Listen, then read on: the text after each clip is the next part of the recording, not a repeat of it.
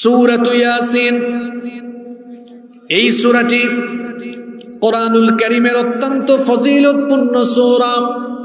তিরমিজি শরীফের বর্ণনায় হাদিস এসেছে, আনাস ইবনে মালিক রাদিয়াল্লাহু আনহু হাদিসটি বর্ণনা করেছেন। তিনি বলেছেন, রাসূল কারীম আমরা সবাই মহব্বতে বলি সাল্লাল্লাহু আলাইহি ওয়াসাল্লাম বলেছেন, ইন্না লিকুল্লি শাইইন কলবা, নিশ্চয়ই প্রত্যেক জিনিসের একটা হার্ট আছে, প্রত্যেক জিনিসের একটা হৃদয় আছে, অন্তর আছে। ওয়া কলবুল কুরআনি সূরাতু ইয়াসিন, কোরআনে কারীমের কলব, কোরআনে কারীমের হৃদয় হলো সূরাতু ইয়াসিন। সুবহানাল্লাহ। সূরা ইয়াসিনকে বলা হয় কোরআনের কলব। সবাই বলেন তো সূরা ইয়াসিনকে কোরআনের কি বলা হয়? এই সূরা এত দামি সূরা, আল্লাহর নবী বলেছেন, মান ক্বরাআ সূরাতু ইয়াসিন কাতাবাল্লাহু লাহু বিকিরাআতিহা কিরাআতাল কুরআনি 10 মাররাত। যে ব্যক্তি এই সূরা ইয়াসিন পাঠ করবে, তেলাওয়াত করবে, আল্লাহ তার আমলনামায় 10 বার পুরা কোরআন শরীফ তেলাওয়াতের সওয়াব দান করে দিবেন। আবার অন্য হাদিসে এসেছে, আল্লাহর নবী বলেছেন, মান ক্বরাআ ইয়াসিন ফি লাইলাতিন আসবাহা মাগফুরান লাহু। আল্লাহর নবী বলেছেন, যেই ব্যক্তি রাতের বেলা সূরা ইয়াসিন তেলাওয়াত করবে, সন্ধ্যার আগ, যে ব্যক্তি রাতের বেলা সূরা ইয়াসিন পাঠ করবে, সকাল হওয়ার আগেই আল্লাহ লোকটাকে মাফ করে দিবেন। আবার অন্য হাদিসে পাওয়া যায়, আল্লাহর নবী বলেছেন, যে ব্যক্তি সূরা ইয়াসিন পাঠ করবে, তিলাওয়াত করবে, সূরা ইয়াসিনের বদৌলতে আল্লাহ ওই লোকটার সকল অভাব অনটন দূর করে দিবেন। আল্লাহু আকবার। অন্য হাদিসে পাওয়া যায়, আল্লাহর নবী বলেছেন, সকালবেলা যে ব্যক্তি সূরা ইয়াসিন পাঠ করবে, সন্ধ্যা পর্যন্ত ওই লোকটাকে যিনি নিরাপত্তা দান করবেন তিনি কে? আবার আল্লাহর নবী সূরা ইয়াসিনের ব্যাপারে আরো বলেছেন, ইকরাউ সূরাতু ইয়াসিন আলা মাউতাকুম। তোমাদের মধ্য থেকে যদি কোনো ব্যক্তি মৃত্যু পথযাত্রী হয়, মৃত্যু পথযাত্রী ওই লোকটার সামনে বসে বসে সূরা ইয়াসিন তেলাওয়াত করো। সূরা ইয়াসিন তেলাওয়াতের বরকতে ওই লোকটার মৃত্যুকে আল্লাহ তাআলা সহজ করে দিবেন। এজন্য হাদিস বিশেষজ্ঞগণ বলেছেন, এই হাদিসগুলোকে জমা করে তারা সূরা ইয়াসিনের ব্যাপারে বলেছেন, এটি এমন একটি সূরা, এটি পাঠ করলে কঠিন বিপদ আপদকে আল্লাহ দূর করে দেন। এটি এমন একটি সূরা, যেই সূরা কোনো মৃত্যু পথযাত্রী লোকের সামনে বসে তেলাওয়াত করলে আল্লাহ তার উপরে রহমত বরকত নাজিল করেন এবং তার মৃত্যুকে আল্লাহ তাআলা সহজ করে দেন। সুবহানাল্লাহ। আমরা এই সূরার ফজিলত জানলাম। এবার আসেন এই সূরার নাম জানবো। আপনারা বলবেন, হুজুর সূরার নাম তো আমরা জানি, আপনারা মাত্র একটা নাম জানেন, সেটা হলো ইয়াসিন। কিন্তু ইয়াসিন ছাড়াও এই সূরার আরো 5টা নাম তাফসীরে পাওয়া যায়। তাইলে 5 আর 1 হইল কত? জোরে বলেন, কত হইল? 6। প্রথম নাম হলো ইয়াসিন, এটা এই সূরার প্রথমেই এসেছে। দ্বিতীয় নাম হচ্ছে কলবুল কুরআন। এই সূরাকে কোরআনের হৃদয় বলা হয়। প্রশ্ন হতে পারে, কেন এই সূরাকে কোরআনের হৃদয় বলা হয়? কারণ এই সূরায় কিয়ামত, হাসর, নসরের কথা এত সুন্দর করে আলোচনা হয়েছে, এগুলো কেউ যদি অন্তর দিয়ে উপলব্ধি করতে পারে তাহলে তার জীবন পরকালমুখী হয়ে পরিচালিত হবে। আচ্ছা আপনারা বলেন তো, কোনো ব্যক্তির অন্তরে যদি আল্লাহর ভয় না থাকে তাহলে সেই ব্যক্তি কি গুনাহ থেকে বাঁচতে পারবে? এই যে আমার আগে আমার বড় ভাই বক্তব্য রাখলেন, তিনি বক্তব্য দিতে গিয়ে অনেক কিছু বলেছেন যে জনগণের পয়সা, রাষ্ট্রের পয়সা অনেকে খেয়ে ফেলে।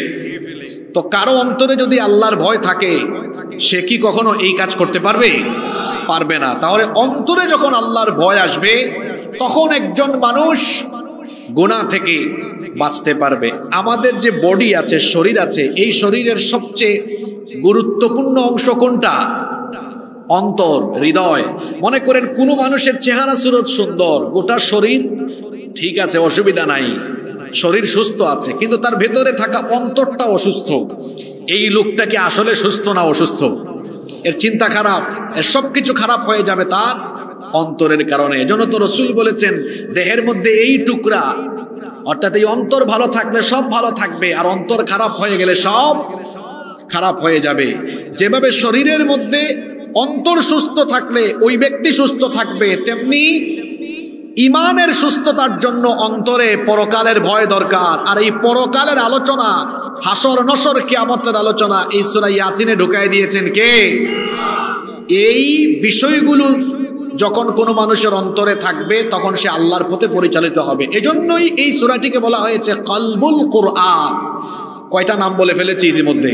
দুইটা, একটা হলো ইয়াসিন, আরেকটা কি বললাম? কলবুল কুরআন। এই সূরার আরেকটা নাম হচ্ছে সূরাতুল আযীমা, সুমহান সূরা। আল্লাহ তাআলার 99টা গুণবাচক নাম আছে। আল্লাহ, এটি হচ্ছে আল্লাহ তাআলার জাতি নাম, সত্তাগত নাম, মূল নাম। গলার আওয়াজটাকে ছেড়ে দিয়ে মহব্বতে একটা ডাক দেন তো, সবাই বলেন আল্লাহ। এটা ছাড়াও আল্লাহর 99টা গুণবাচক নাম আছে, তার মধ্যে আল্লাহর একটা গুণবাচক নাম হলো আযীম। এটা আপনি কোথায় পাবেন? আয়াতুল কুরসি যখন পড়বেন আল্লাহর এই নামটা আপনি পেয়ে যাবেন। ওয়ালা ইয়াউদুহু হিফযুহুমা ওয়া হুয়াল আলিয়্যুল আযীম। আযীম এই নামটা কার? সবাই বলেন আযীম নামটা কার? আবার এই কোরআনের নাম হলো আযীম। আল্লাহ তাআলা বলেছেন ওয়ালাকাদ আতাইনাকা সাবআম মিনাল মাসানি ওয়াল কুরআনাল আযীম। আর অবশ্যই আমি আপনাকে নিত্য পাঠনীয় সপ্তবাক্য অর্থাৎ সূরা ফাতিহার 7 আয়াত এবং কোরআনে আযীম দান করেছি। খেয়াল করে শুনেন, আল্লাহর নাম হলো আযীম, আবার কোরআনের নাম হলো আযীম। এমনকি যাকে আল্লাহ আমাদের হেদায়েতের জন্য পাঠিয়েছেন সেই নবীর পরিচয় দিতে গিয়েও আল্লাহ আযীম শব্দ ব্যবহার করেছেন। কোরআনে কারীমের 68 নম্বর সূরা, সূরা কলমের 4 নম্বর আয়াতে আল্লাহ বলেছেন ওয়া ইন্নাকা লাআলা খুলুকিন আযীম। আর নিশ্চয়ই আপনি এক সুমহান আদর্শের উপরে সুপ্রতিষ্ঠিত। খেয়াল করে শুনেন, আল্লাহর পরিচয় দিতে গিয়ে আল্লাহ বলেছেন আযীম। আল্লাহর একটা নাম আযীম। নবীর চরিত্র বর্ণনা করতে গিয়ে আল্লাহ আযীম শব্দ দিয়ে পরিচয় দিয়েছেন। আবার কোরআনেরও আরেকটা নাম হলো আযীম। আবার সূরা ইয়াসিনেরও আরেকটা নাম হলো আযীমা। অর্থাৎ এই সূরা যেন তেন সূরা নয়, এটাকে সুমহান সূরা বা আযীম সূরা যিনি বলেছেন তিনি কে? এই সূরার আরেকটা নাম হচ্ছে সূরাতুল মুইম্মাহ। মুইম্মাহ এটা এমন একটি সূরা, এমন একটি সূরা, এই সূরা পাঠ করে যারা এই সূরা অনুযায়ী আমল করে আল্লাহ তাদেরকে দুনিয়ার বরকত দিয়ে ভরপুর করে দেন। সুবহানাল্লাহ। এই সূরার 5 নাম্বার নাম হলো সূরাতুদ দাফিআহ। আরবি যারা বুঝেন, দিফা মানে কি? প্রতিরোধ করা। এই সূরার মাধ্যমে কি প্রতিরোধ হয়? এই সূরা দিয়ে শত্রুকে মোকাবেলা করা যায়। আল্লাহর নবী মক্কাতুল মুকাররমা থেকে মদিনা মুনাওয়ারায় হিজরত করে যেদিন গিয়েছিলেন, এই সূরার প্রথম 9টা আয়াত পড়েছিলেন। কাফেরদের চোখের সামনে দিয়ে গিয়েছেন, কিন্তু কাফেরদের চোখের সামনে আল্লাহ একটা আস্তরণ তৈরি করে দিয়েছেন, রাসূলকে তারা দেখতে পারে নাই। আল্লাহু আকবার। কেউ যদি সূরা ইয়াসিন বিপদে পড়ে শত্রুর সামনে তেলাওয়াত করে, শত্রুর চোখের মধ্যে আল্লাহ একটা আবরণ তৈরি করে দিবেন। আর সূরা ইয়াসিন তেলাওয়াতকারী লোকটাকে যিনি হেফাজত করবেন তিনি কে? এই সূরার আরেকটা নাম 6 নম্বর এবং সর্বশেষ নাম হলো সূরাতুল কাদিয়া, লিআন্নাহা তাকদি লিহাজাতি সাহিবিহা। এটাকে সূরাতুল কাদিয়া ইয়ানি আত-তাকদি, এটাকে হাজত পূরণের সূরা বলা হয়। এই সূরা যারা পড়ে আমল করে আল্লাহ এদের সব অভাব অনটন দূর করে দেন। সুবহানাল্লাহ। তাহলে এই সূরার মোট কয়টা নাম তাফসীর থেকে আমরা পেয়েছি? জোরে বলেন কয়টা? 6টা। 1 ইয়াসিন, আমার সাথে বলেন ইয়াসিন। 2 হলো কলবুল কোরআন, 3 হলো সূরাতুল আযীমাহ, 4 নম্বর হলো সূরাতুল মুইম্মাহ, 5 নম্বর হলো সূরাতুদ দাফিআহ, 6 নম্বর হলো সূরাতুল কাদিয়া। মোট কয়টা নাম জানলাম? এবার আসেন সরাসরি আমরা আলোচনায় ঢুকে যাই। সওয়াবের নিয়তে তেলাওয়াত করা যাবে তো? সবাই আমার সাথে পড়েন, আউযু বিল্লাহি মিনাশ শাইতানির রাজীম, বিসমিল্লাহির রাহমানির রাহিম, ইয়াসিন ওয়াল কুরআনিল হাকীম। ইয়াসিন এগুলো হচ্ছে আল হুরুফুল মুকাত্তাআহ, অর্থাৎ বিচ্ছিন্ন অক্ষর। আপনারা কোরআন তেলাওয়াত করলে দেখবেন কোরআনের অনেকগুলো সূরা আরম্ভ হয়েছে বিভিন্ন কালিমা, বিভিন্ন ওয়ার্ড, বিভিন্ন শব্দ দিয়ে। যেমন আলহামদুলিল্লাহি রাব্বিল আলামিন কালিমা দিয়ে শুরু হয়েছে। আবার কোরআনের 14টি, আবার কোরআনের 29টি সূরা আরম্ভ হয়েছে অক্ষর দিয়ে, হরফ দিয়ে। কয়টা সূরা? আপনারা কি ঘুমায় গেছেন নাকি? প্রতিদিন মানুষরা এত বুঝাই, ভাই আমাদের কথা কেউ বোঝে না, আমি ক্লান্ত হয়ে গেছি। গত 6-7টা বছর ধরে বুঝাইতেছি, পায়ে ধরছি যে 8টা-9টায় উঠাইয়া দিয়ে মানুষগুলারে ক্লান্ত মানাইয়া দেয়। রাত 11টায় এরা জিমায়, আমরা বলি কিছু বুঝে কিছু বুঝে না, ক্লান্ত আর পারতেছি না, শুধু পায়ে ধরে বসে থাকাটা বাকি আছে। আর কত বলতাম বলেন? সবাই বলতেছি আমরা তাড়াতাড়ি শেষ করেন, তাড়াতাড়ি মাহফিল শেষ করেন, নইলে আমাদেরকে আগে ভাগে দেন, যাতে মানুষ ফ্রেশ মন নিয়ে বসে বুঝে যেন যেতে পারে। আপনারা আমাকে কয়েকটা মিনিট দয়া করে দিবেন তো? কোরআনের 29টি সূরা শুরু হয়েছে অক্ষর দিয়ে, শব্দ দিয়ে না। কয়টা সূরা? 29টি সূরা বিচ্ছিন্ন অক্ষর দিয়ে শুরু হয়েছে। এখানে একটা আজব তথ্য নেন, কিছু কিছু সূরা শুরু হয়েছে একটা অক্ষর দিয়ে, কিছু কিছু সূরা আরম্ভ হয়েছে 2টা অক্ষর দিয়ে, কিছু কিছু সূরা আরম্ভ হয়েছে 3 অক্ষর দিয়ে, কিছু কিছু সূরা আরম্ভ হয়েছে 4 অক্ষর, কিছু কিছু সূরা আরম্ভ হয়েছে 5 অক্ষর দিয়ে। এই 1 থেকে 5-এর খেলা। 1 থেকে 1টা অক্ষর দিয়ে কোরআনের সূরা শুরু হয়েছে। এমন সূরা কোরআনে আছে, যেমন একটা সূরার নাম, হাফেজ ভাইরা বলেন তো দেখি, 50 নম্বর সূরা, সূরা কফ। আল্লাহ এই সূরাটা শুরু করেছেন একটা অক্ষর দিয়ে।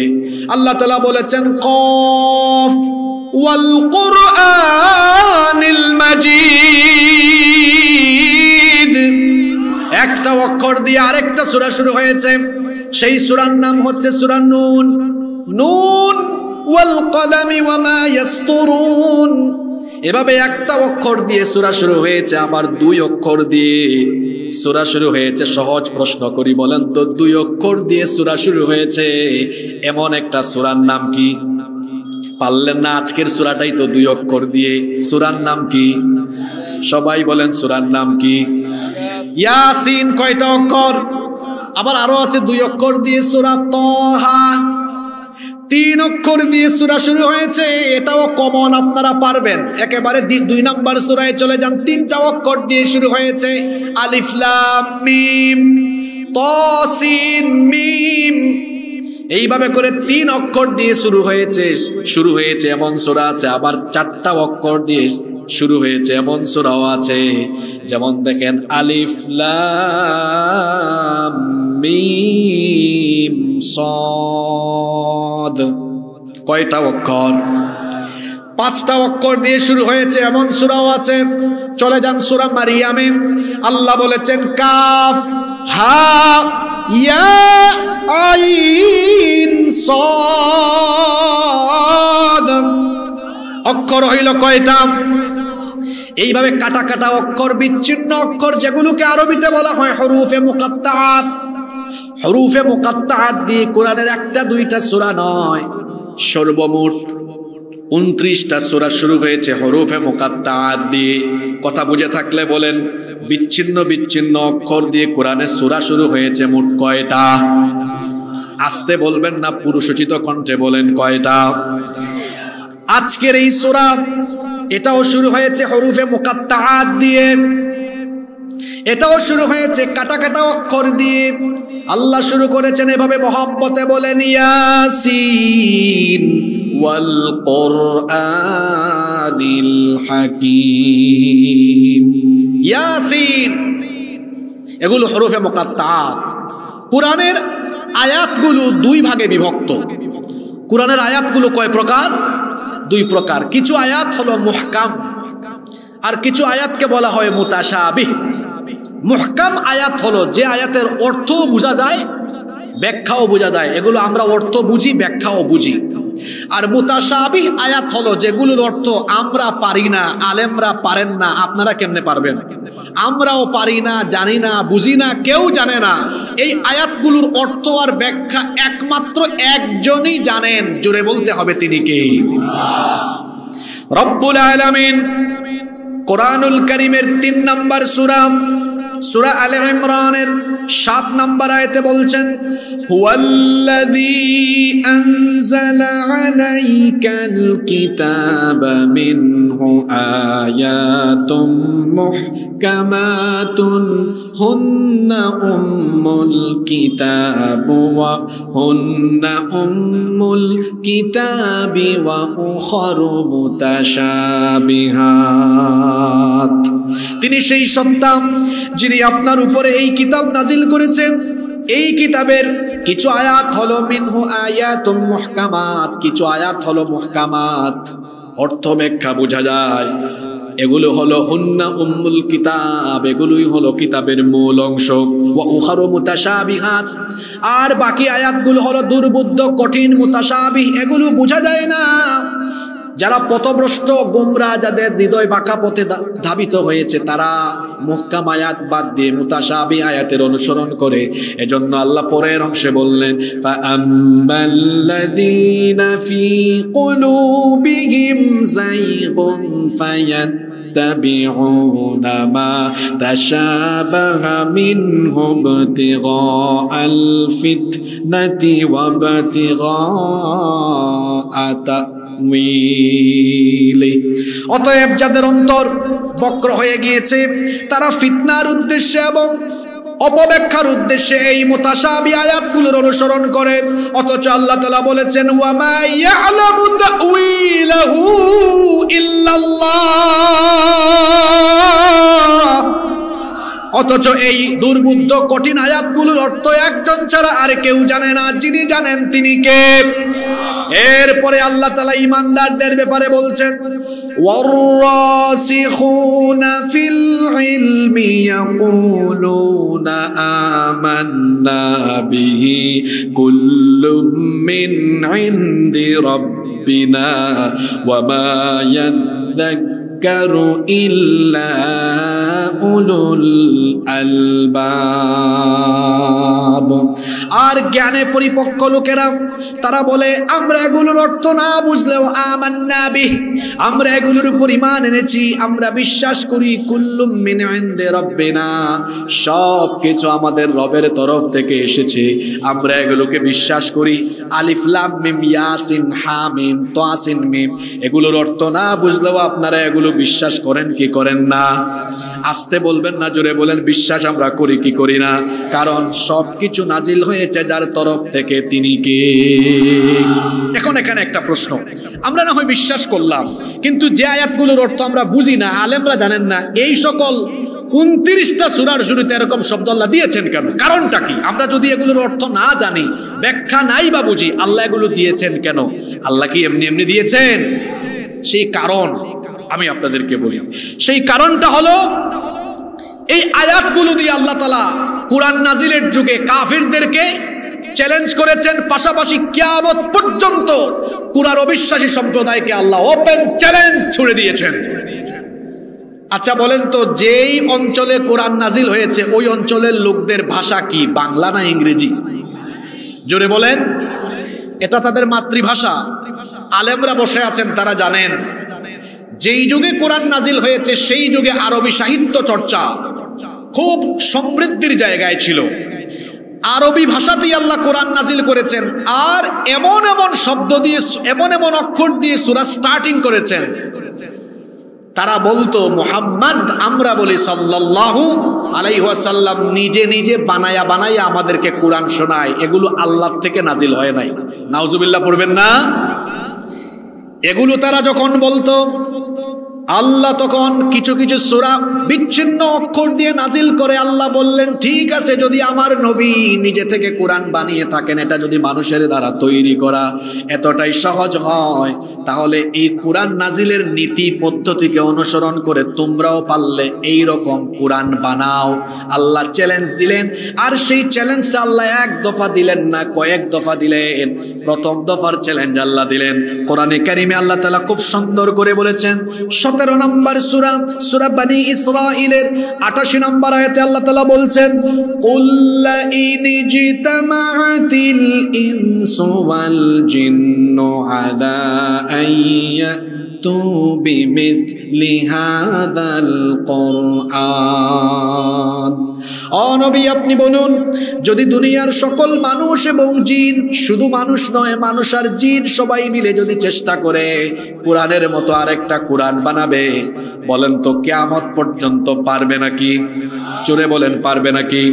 আল্লাহ তাআলা এবার বললেন, লা ইয়াতুনা বিমিসলিহি ওয়ালাউ কানা বা'দুহুম লিবা'দিন যাহিরা। কখনো তারা পারবে না। আল্লাহ প্রথম দফায় চ্যালেঞ্জ করেছেন, পারলে পুরা কোরআনের মতো একটা কোরআন বানাও। খেয়াল করে দেখেন, আল্লাহ প্রথম দফায় যখন এই চ্যালেঞ্জ করলেন, এই চ্যালেঞ্জ কেউ গ্রহণ করতে পারে নাই, আজকের যুগেও কেউ পারে নাই, কিয়ামত পর্যন্ত পারবে না। আল্লাহ দ্বিতীয় দফা সুযোগ দিয়ে রেখেছেন, শোনো, কোরআনের মতো কোরআন বানানো লাগবে না। কোরআনে মোট সূরা আছে কয়টা? 114টা। আল্লাহ বললেন, পুরা কোরআনের মতো কোরআন বানানো লাগবে না, যদি সম্ভব হয় কোরআনে কারীমের 11 নম্বর সূরা, সূরা হুদের 13 নম্বর আয়াতে আল্লাহ বললেন, আম ইয়াকুলুনা ইফতারাহু কুল ফাতু বিআশরি সুওয়ারিম মিসলিহি মুফতারায়াত ওয়াদউ মান ইসতাতা'তুম মিন দুনিল্লাহি ইন কুনতুম সাদিকিন। পুরা কোরআনের মতো কোরআন লাগবে না, যদি সম্ভব হয় কোরআনের সূরাগুলোর মতো 10টা সূরা বানাও। খেয়াল করে শুনেন, বলেন তো এই দফায় বলা হয়েছে কয়টা সূরা বানানোর জন্য? টায়ার্ড হয়ে গেছেন? কয়টা সূরা? 10টা সূরা। ও ভাই, আমার পাশে থেকে উল্টা পাল্টা জবাব দিয়েন না। 10টা সূরা বলেছেন আল্লাহ, পারলে বানাও। সেই যুগের কাফিররা পেরেছে নাকি? এই যুগের সব জ্ঞানী গুণী বুদ্ধিজীবী মিলে পারবে নাকি? এবার আল্লাহ তাআলা তৃতীয় দফায় আরেকটা সুযোগ দিয়ে রেখেছেন। প্রথম দফায় তো আল্লাহ বলেছেন পারলে কোরআনের মতো কোরআন বানাও। দ্বিতীয় দফায় বলেছেন কোরআনের মতো কোরআন লাগবে না, পারলে 10টা সূরার মতো 10টা সূরা বানায় নিয়ে আসো। তৃতীয় দফায় আল্লাহ বললেন 10টা সূরাও লাগবে না, যদি সামর্থ্য থাকে একটা সূরাও বানাও। আল্লাহু আকবার।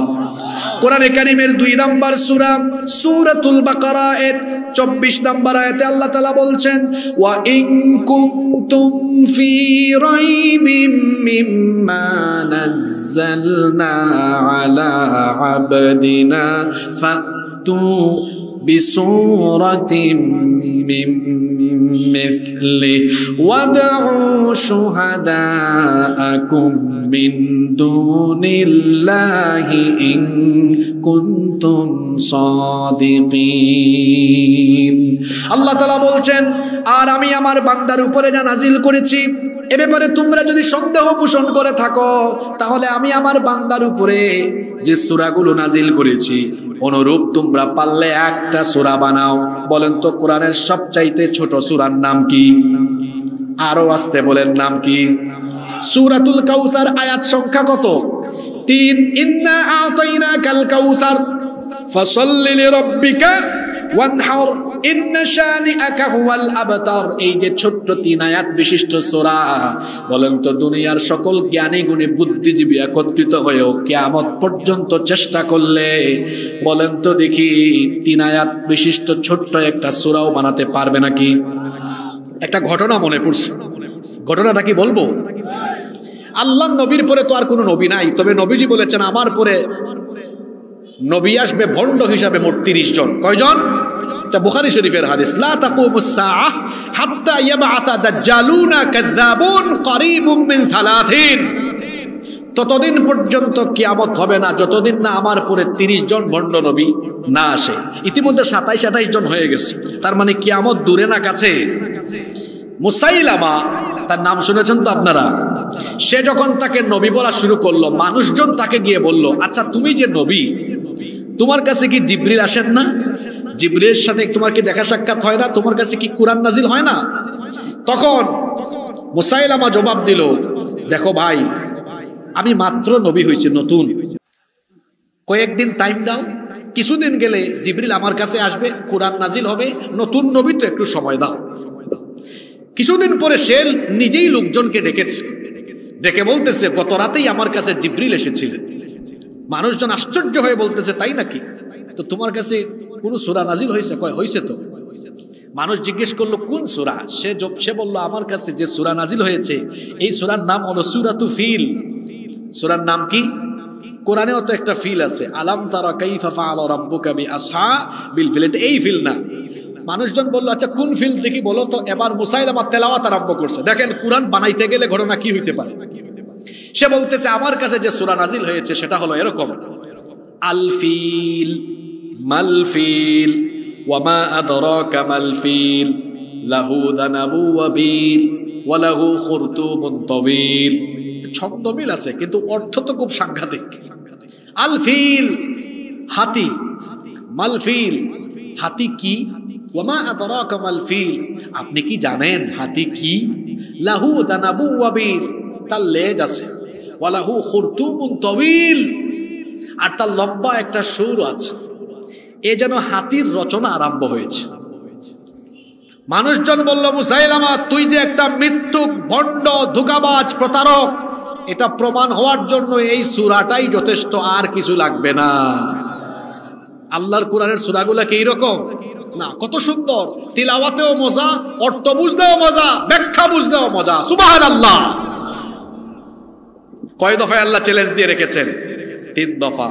কেউ চ্যালেঞ্জ গ্রহণ করে নাই, পারে নাই, কিয়ামত পর্যন্ত পারবে না। বলছিলাম কেন সূরাটা ইয়াসিন এই 2টা অক্ষর দিয়ে শুরু হয়েছে? এরকম একটা না, মোট কয়টা সূরা শুরু হয়েছে? 29টা সূরা। এটা একটা চ্যালেঞ্জ। দেখি পারলে এই স্টাইলে বানাও তো কিছু, পারবে? এবার আসেন এই সূরা ইয়াসিনের কয়টা অর্থ? রাইসুল মুফাসসিরিন আব্দুল্লাহ ইবনে আব্বাস রাদিয়াল্লাহু আনহুমা তিনি এই প্রথম আয়াতের তাফসীরে বলেছেন এখানে ইয়াসিন দ্বারা সম্ভবত ইয়া আইয়ুহাল ইনসান, হে মানব জাতি বোঝানো হয়েছে। কোন মুফাসসির বলেছেন ইয়াসিন হাদা ইসমুল্লাহ, এটা আল্লাহরই নাম। কোন মুফাসসির বলেছেন হাদা ইসমুন নবী সাল্লাল্লাহু আলাইহি ওয়াসাল্লাম। কোন মুফাসসির বলেছেন এখানে ইয়াসিন বলে নবীকে সম্বোধন করা হয়েছে। কোন মুফাসসির বলেছেন এখানে ইয়াসিন দ্বারা ইয়া সাইয়্যিদুল মুরসালিন, নবীজিকে সম্বোধন করা হয়েছে। এভাবে অনেক মত পাওয়া যায়, কিন্তু তাফসীর সব মুফাসসিররা শেষ করেছেন এক কথা দিয়ে। সেটা কি? সব ব্যাখ্যা দেওয়ার পরে বলছেন কোনটাতে সঠিক আমরা জানি না, ওয়াল্লাহু আ'লামু বিমুরাদিহি বিহি, এর সঠিক অর্থ আর ব্যাখ্যা কেবল একমাত্র একজন জানেন। জোরে বলতে হবে তিনি কে? আল্লাহ ইয়াসিন দিয়ে শুরু করেছেন। এরপরে আল্লাহ কি বলেছেন? ওয়াল কুরআনিল হাকিম, বিজ্ঞানময় কোরআনের কসম। আল্লাহ এখানে বিজ্ঞানময় কোরআনের কি করেছেন? কসম। এখানে শুরুতে যে ওয়াও এসেছে এটা হচ্ছে ওয়াও আল কাসমিয়া, এটা শপথের জন্য ব্যবহার হয়েছে। আপনারাও কসম করেন, মাঝে মাঝে কসম করেন না? তবে কসম করতে গিয়া মাঝে মাঝে অনেকে শিরক করে ফেলে, ঈমান হারিয়ে ফেলে। অনেকে আছে কসম করে আমার বাবার কসম, মায়ের কসম, পিসাবের কসম, সন্তানের কসম, বউয়ের কসম, বাচ্চার কসম, আমার স্বামীর কসম। মনে রাখবেন, আল্লাহ ছাড়া কারো নামে কসম করলে শিরক হয়ে যায়। আল্লাহর নবী বলেছেন, মান হালাফা বিগাইরিল্লাহি ফাকাদ আশরাকা, যে ব্যক্তি আল্লাহ ছাড়া অন্য কারো নামে কসম করলো সে আল্লাহর সাথে শিরক করলো। নাউযুবিল্লাহি মিন যালিক। আল্লাহ আমাদেরকে শিরক থেকে বাঁচান, বলেন আমিন। আল্লাহ এখানে বিজ্ঞানময় কোরআনের কসম করেছেন। আল্লাহ কেন কসম করেন? আল্লাহ কসম করেন এই কারণে, কসমের পরে যে বিষয়বস্তু নিয়ে আল্লাহ আলোচনা করেন ওই বিষয়ের সাথে সম্পর্কিত জিনিসের কসম আল্লাহ করেন। এখানে পরের আয়াতে আল্লাহ বলেছেন, ইন্নাকা লামিনাল মুরসালিন, নিশ্চয়ই আপনি রসুলদের অন্তর্ভুক্ত। এখানে নবীজিকে নিয়ে আলোচনা হয়েছে আর আল্লাহ কসম করেছেন কোরআনের, কারণ নবীজির সাথে কোরআনের সম্পর্ক আছে না নাই? কথা বলছেন না কেন? নবীজির সাথে কোরআনের সম্পর্ক আছে না নাই? ওই দুইজন পাবলিকের মতো আরো যারা আছেন, আমি 1 মিনিট সময় দিলাম, চলে যান। আর যারা 20-25 মিনিট থাকতে পারবেন, কোমরে ব্যথা উঠবে না, এরা থাকেন। বুঝতে পেরেছেন? কমিটি তো ভেজাল লাগাই দিছে। মানুষ তো সেই সন্ধ্যা থেকে বসে আছে, পেশাব পায়খানা অনেকের চাপ দিচ্ছে। কি করবে? এই বিশৃঙ্খলাময় পরিস্থিতিতে রাত 11টার পরে আলোচনা করা যায় না। কষ্ট হচ্ছে আপনাদের? আল্লাহ এখানে কসম করেছেন কেন? কোরআনের কসম এজন্য করেছেন, পরে নবীর ব্যাপারে কথা বলেছেন। নবীর সাথে কোরআনের সম্পর্ক আছে না নাই? কারণ কোরআন যার উপরে নাজিল হয়েছে তিনি কে? কোরআন আল্লাহর উপর নাজিল হয়েছে। মানুষের মাথা না হয় ঠিক নাই, এখন যে আমার পাশে যারা বসছে এদের মাথা তো ঠিক নেই, তো ওয়াজ কিভাবে হবে? কোরআন কি আল্লাহর উপর নাজিল হয়েছে? কোরআন নাজিল হয়েছে কার উপরে? নবীজির উপরে নাজিল হয়েছে।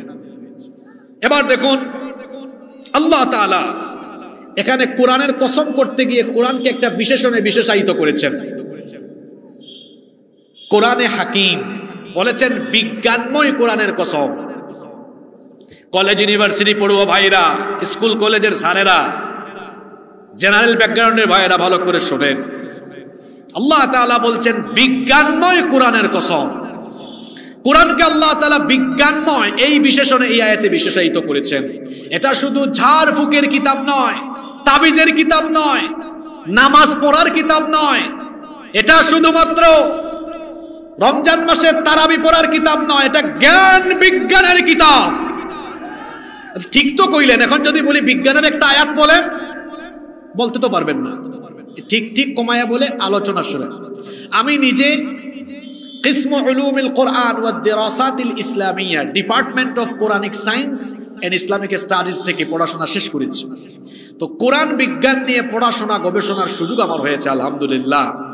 কোরআনে 6000-এর বেশি আয়াত আছে, এর মধ্যে 1500-এর উপরে আয়াত আমরা স্টাডি করেছি যেগুলো বিজ্ঞান সায়েন্সের সাথে রিলেটেড। সুবহানাল্লাহ। কয়টা আয়াত বললাম? ঘুমাই গেছেন নাকি? 1500। কত? 1500 আয়াত। কিসের ব্যাপারে? বিজ্ঞানের ব্যাপারে। এই কোরআন হলো বিজ্ঞানময় কিতাব। অনেকেই বলে এখন আধুনিক যুগ, বিজ্ঞানের যুগে, মধ্যযুগে নাজিল হওয়া এই কিতাব কোরআন, এটা কি এই যুগে চলতে পারে নাকি? এজন্য নিজে কোরআন শিখে না, তার বাচ্চাকেও শিখায় না। আর একটু আগেই হুজুর বলছিলেন বাচ্চাদেরকে মাদ্রাসায় পড়ায়েন, এতে করে দুনিয়া আখিরাতে শান্তি পাওয়া যাবে। ঠিক আছে, ভালো একটা প্রদর্শনী আপনারা দিয়েছেন, আমি খুশি হয়েছি, কিন্তু আমি অনুরোধ করে যাব আগামী বছর প্রদর্শনীতে শুধু জানাজা দেখাইয়েন না। মানুষ ভাবে মাদ্রাসায় পড়াইলে শুধু জানাজা পড়ানোর যোগ্যতা হয়, বরং এই ক্যাডেট মাদ্রাসা থেকে প্রদর্শনী দেখাবেন। 15 মিনিট সময় রাখবেন, 5 মিনিট জানাজার প্রদর্শনী দেখাবে, 5 মিনিট আরবিতে বক্তৃতা করবে, শেষের 5 মিনিট অনর্গল ইংরেজিতে বক্তৃতা করবে। মাদ্রাসার ব্যাপারে একটা ধারণা আপনারা তৈরি করেছেন সমাজে। এটা কি? এটা এখানে পড়ে শুধুমাত্র এই জানাজার কোয়ালিটি অর্জন করা যায়, মানুষের বাড়ি দাওয়াত খাওয়ার কোয়ালিটি অর্জন করা যায়। এই ধারণাকে পরিবর্তন করেন। এলাকায় এলাকায় যে মাদ্রাসা আছে সেখানে ইন্টিগ্রেটেড কারিকুলাম চালু করেন। সেখানে যেমন কোরআন, হাদিস, আরবি, আকীদা, ফিকহ, সিরাত থাকবে, পাশাপাশি মাদ্রাসাগুলোতে ইংলিশ, ম্যাথ, আইটি, সোশ্যাল স্টাডিজের সকল সাবজেক্ট রাখবেন, যাতে আমার মাদ্রাসার ছেলেরা কম্পিউটার স্কিল তার যেন ভালো থাকে, আইটি স্কিল তার যেন ভালো থাকে, সেজন্য ইংরেজিতে অনর্গল কথা বলতে পারে, সেজন্য কম্পিউটারে এই রকম আমার পেছনে যে এলইডি টিভি আছে এখানে দাঁড়ায় যেন 1 ঘন্টা স্লাইড প্রেজেন্টেশন দিতে পারে। মাদ্রাসায় পড়লে শুধু ইমামতি করা যায়, এই ধারণা পাল্টে দেন। মাদ্রাসায় পড়ে পার্লামেন্টে গিয়ে বক্তৃতা রাখা যায় এমন যোগ্যতা মাদ্রাসা থেকে তৈরি করতে হবে। ঠিক তো বললেন? পরিবর্তনের সিদ্ধান্ত নেন। আমার নিজেরও একাধিক প্রতিষ্ঠান আছে, আপনারা আসবেন দেখে যাবেন। ইন্টিগ্রেটেড কারিকুলাম দিয়ে তৈরি করবেন যাতে সব যোগ্যতা থাকে। অনর্গল আরবি বলবে, অনর্গল ইংরেজি বলবে, সব দিকে দখল থাকবে। কোরআন, ওই হুজুরকে বলবো আগামী বছর 2 মিনিট বক্তৃতা রাখবেন যে কোরআন বিজ্ঞান নিয়ে কথা বলবে। বিজ্ঞানের কত আয়াত আছে কোরআনে, একটু উপরের দিকে চলে যান। মাথার উপরে যে আসমান আছে, মহাশূন্য আছে, এগুলোর ব্যাপারে কোরআনে কত আয়াত। আমরা শুধু পড়ে আছি তারাবি নিয়ে, খতমে তারাবি নিয়ে আছি, ঝাড় ফুকার খতম নিয়ে, কিন্তু কোরআনে যে বিজ্ঞানের এত তথ্য দেওয়া আছে। আবার কোরআনকে আল্লাহ সূরা ইয়াসিনে বিজ্ঞানময় কোরআন বলে বিশেষায়িত করেছেন। এর কারণ হলো কোরআনটা বিজ্ঞানময়, বিজ্ঞানের বহু তথ্য এখানে আছে। দেখুন আল্লাহ তাআলা কোরআনে কারীমের 21 নম্বর সূরা সূরাতুল আম্বিয়া এর 30 নম্বর আয়াতে কি বললেন? আওয়ালাম ইয়ারাল্লাযীনা কাফারু আন্নাস সামাওয়াতি ওয়াল আরদা কানাতা রাতকান ফাফাতাকনাহুমা। কাফিরেরা, অবিশ্বাসীরা কি দেখে না? খেয়াল করে শুনেন, এই যে এখানে বসে আছেন, এই জমিন এটা কেমনে বানানো হয়েছে? How the universe was created, এটা কিভাবে বানানো হয়েছে? স্টিফেন হকিং এর বিগ ব্যাং থিওরি গোটা বিশ্বের সবচেয়ে আলোচিত তত্ত্ব, যে মহাবিশ্ব পয়দা হয়েছে কেমনে, তৈরি হয়েছে কেমনে। স্টিফেন হকিং এর বিগ ব্যাং থিওরির আলোকে বিজ্ঞানীরা বলেন এই মহাবিশ্বের সবকিছু, আসমান, জমিন, গ্রহ, নক্ষত্র, সূর্য, চন্দ্র, তারকাপুঞ্জ, সবকিছু সৃষ্টির শুরুতে এক জায়গায় জমাট বাঁধা, একেবারে পুঞ্জীভূত ছিল। তারপরে একটা বিস্ফোরণ হয়ে সবকিছু সেপারেট হয়েছে, আর বিজ্ঞান এটার নাম দিয়েছে বিগ ব্যাং থিওরি। এই কথা কোরআনের সূরা আম্বিয়ার 30 নম্বর আয়াতে আল্লাহ এভাবে বলেছেন, শোনো, আসমান জমিন সৃষ্টির শুরুতে সব আলাদাই ছিল, আমি আল্লাহ আমার ক্ষমতা দিয়ে, আসমান জমিন সব একসাথে ছিল, আমি আল্লাহ আমার ক্ষমতা দিয়ে সেগুলোকে আলাদা আলাদা করে দিয়েছি। সুবহানাল্লাহ পড়বেন না? 1979 সালে সৌদি আরবের রাজধানী রিয়াদে একটি কনফারেন্স হয়েছিল, ইউথ কনফারেন্স, যুবকদেরকে নিয়ে একটা কনফারেন্স হয়েছে। সেই কনফারেন্সে উপস্থিত ছিলেন মার্কিন যুক্তরাষ্ট্রের বিখ্যাত একজন বিজ্ঞানী বালমার। এই আয়াত ওই কনফারেন্স হলে শুনে তিনি দাঁড়িয়ে গেলেন, বললেন, থামো, এটা কোন বই? কোন বইয়ে এই তথ্য পেয়েছো? বিজ্ঞান তো কিছুদিন আগে মহাবিশ্ব সৃষ্টির ধারণা দিয়েছে, এটা আবার কোন বই? এই বই এই তথ্য ঢুকলো কেমনে? বলা হলো, এটা এই যুগের কিতাব না মিয়া, এটা আরো 1500 বছর আগে নাজিল হওয়া আল্লাহর কিতাব। 1500 বছর আগে পৃথিবীতে বিজ্ঞানের বাপদাদার জন্ম হয়েছে। বালমার তখন বললেন, 1500 বছর আগে পৃথিবীতে বিজ্ঞানের জন্ম হয় নাই। সেই যুগে মহাবিশ্ব সৃষ্টির এই বিস্ময়কর তথ্য যেই কিতাবে এসেছে, এটা যেন কোনো কিতাব নয়, নিঃসন্দেহে এটা মহাবিশ্বের স্রষ্টা থেকে এসেছে। আমিও আর গুমরাহিতে পড়ে থাকতে চাই না। এই এক আয়াত শুনেই ওই কনফারেন্স হলে কালেমা পড়ে মুসলমান হয়েছে। বিজ্ঞান যত উন্নত হয়েছে, কোরআন বোঝা মানুষের জন্য কঠিন হয়েছে না সহজ হয়েছে? এবার একটু আকাশের পানে তাকান তো, মাথার উপরে এই যে আসমান আছে, জোরে বলেন কি আছে? এই আসমানকে দেখতে একটু নীলা নীলা দেখা যায়। এই আসমানকে আল্লাহ এমনি এমনি বানিয়েছেন? রব্বুল আলামিন কোরআনুল কারীমের 21 নম্বর সূরা সূরাতুল আম্বিয়া এর 32 নম্বর আয়াতে বলছেন, وَجَعَلْنَا السَّمَاءَ سَقْفًا مَحْفُوظًا وَهُمْ عَنْ آيَاتِهَا مُعْرِضُونَ। আর এভাবে করে আমি আসমানকে, শব্দচয়ন শুনেন, সাকফাম মাহফুযা, সুরক্ষিত ছাদ বানিয়েছি। The sky has been built as a roof for the protection of the earth. এই আসমানকে আমি পৃথিবীবাসীর সুরক্ষার জন্য সুরক্ষিত ছাদ বানিয়েছি। সুবহানাল্লাহ কি বাসায় গিয়ে বলবেন নাকি? বলেন তো আসমানকে কি বলা হয়েছে? কথাটা কি বললাম না? শুধু ছাদ না, আরেকটা কথা আছে এখানে, সুরক্ষিত। সুরক্ষিত। এই যে এখানে শামিয়ানা দেওয়া হলো, শীতকাল যদি হইতো না দিলে কুয়াশা পড়তো। আপনাদের প্রত্যেকের বাড়িতে ছাদ, টিনের চাল, মানে ছাদ বা চাল ছাউনি আছে না নাই? কেন দিয়েছেন? গ্রীষ্মকালে যেন রোদ না লাগে, শীতকালে যেন কুয়াশা না পড়ে, বর্ষাকালে যেন বৃষ্টি না পড়ে। বাড়িতে একটু সিকিউরিটি নিয়ে বসবাসের জন্য দিয়েছেন। তো আল্লাহ কি মাথার উপরে আসমানকে এমনি এমনি দিয়েছেন? না, কোরআনে আল্লাহ বলেছেন এটাকে আমি সুরক্ষিত ছাদ বানিয়েছি। এই গেল শতাব্দীতে, শুনেন, এই গত শতাব্দীতে বিজ্ঞান এই তথ্যের, এই আয়াতের এমন এক আশ্চর্যজনক বাস্তবতা পেশ করেছে, সায়েন্সের ছাত্ররা বেশি ভালো বুঝবে এটা। এই যে আমাদের মাথার উপরে আসমান, আল্লাহ তাআলা বায়ুমণ্ডলকে মোট 7টি স্তরে ভাগ করেছেন। কয়টা স্তরে? 7 স্তরে। সেগুলো কি? Stratosphere, magnetosphere, ionosphere, exosphere, ozone layer, এরকম মোট 7টা। আমি যদি সহজে বোঝাই, ফিল্টার। ফিল্টার বুঝেন তো? 7টা কি? ফিল্টার স্থাপন স্তর দিয়েছেন আল্লাহ। এগুলো এমনি এমনি দেন নাই গো বাবা। সূর্য মানুষের মাথা থেকে কত কিলোমিটার দূরে? 15 কোটি কিলোমিটার। আল্লাহু আকবার। আচ্ছা বলেন তো, এই যে 1 মাস আগে গরম যখন লাগছে, শরীর থেকে ঘাম বেরোইছে কিনা? কত কিলো দূরে? 15 কোটি কিলোমিটার দূরে। আমি গত মাসে সৌদি আরব গেলাম, সেখানে 14 দিন থাকছি। দিনের বেলা বের হওয়ার অবস্থা নাই। 48-49 ডিগ্রি টেম্পারেচার ছিল আমি যতদিন ছিলাম। এত গরম। কত কিলো দূরে? 15 কোটি কিলোমিটার দূর থেকে হিট দেয়, তাও এই 48-49 অবস্থা খারাপ। এবার শুনেন, সূর্যের টেম্পারেচার কত? এই যে লাইটগুলো আছে, অপারেটর ভাই জানবে ভালো, এগুলোতে হয়তো 100-250 ইউনিট আছে না? সূর্যের তাপমাত্রা কত? বিজ্ঞানীরা বলছেন সূর্যকে যে টেম্পারেচার দেওয়া হয়েছে তার পরিমাণ হলো 1,40,00,000 সেন্টিগ্রেড। কিন্তু ওই 1,40,00,000 সেন্টিগ্রেড থেকে আজকে আপনারা দিনের বেলা তাপমাত্রা পাইছেন কত? 28-29। কেন এত কম পাইছেন? কখনো কি চিন্তা করছেন? খালি যে খতম করেন কোরআনের এই আয়াতগুলো নিয়ে ভাবেন না কেন? কেন এত কম পাইলেন? কারণ বায়ুমণ্ডলে আল্লাহ 7 স্তর দিয়েছেন। আল্লাযী খালাকা 7 সামাওয়াতিন তিবাকা। অন্য আয়াতে বলেছেন 7 তারাইক। এটাকে 7 স্তরে ভাগ করে দিয়েছি। সূর্যের আলো এসে প্রথম স্তরে ধাক্কা খায়,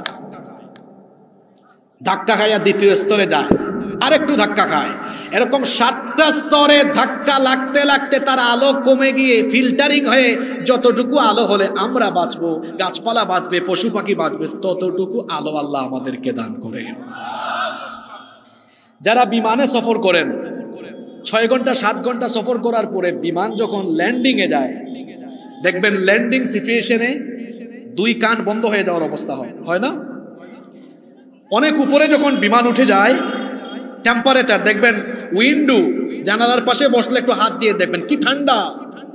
মহাশূন্যে খালি স্থানের তাপমাত্রা বিজ্ঞানীরা বলেছেন -270, -270। এই যে আমার ভাই আজকে এসেছেন, গত বছর এই লালমনিরহাটে একটা মাহফিলে আসছিলাম, আমি চাদর মুড়াইয়া এমনি বসছি।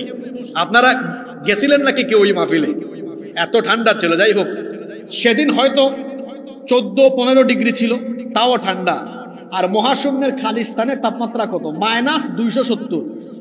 আমি 5-6 বছর আগে ভারতের হিমাচল প্রদেশের সিমলা মানালি, আপনারা এই গুগলে সার্চ করবেন, সিমলা মানালি অনেক সুন্দর জায়গা। তো অক্টোবরে গিয়েছিলাম, -4 ছিল, -4 প্লাস না, -4। আর বিজ্ঞানীরা বলছেন মহাশূন্যে খালি স্থানের তাপমাত্রা হলো -270। খুব গরম, তাই না? কথা বুঝতেছেন আপনারা? খুব গরম নাকি? প্রচন্ড ঠান্ডা, হিমবাহ। ওইটা কি নেমে আসতে পারে?